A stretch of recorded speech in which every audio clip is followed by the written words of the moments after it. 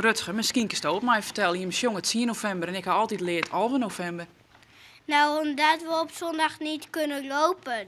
In Oerterp rennen ze net op snij. Als ik neerdien, dus doen ze dat nou ik net op de protestants-christelijke basisschool de opdracht. Ja, dan schrijven wij even in een nieuwsbrief van 11 november valt op een snij.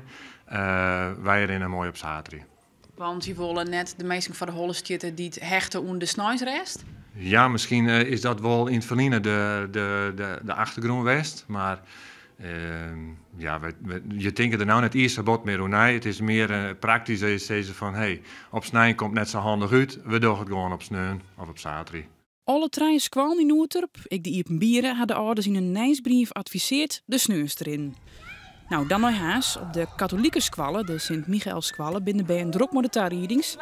Het verhaal wordt verteld. Want dan krijgt hij 2 stukjes en dan gaat hij zijn mantel delen. En ik hier jongen ze. 11 november is de dag, vrouwen lichtje van de maan. Wat is Sint Maarten? Kun je me dat vertellen? Ik weet het niet.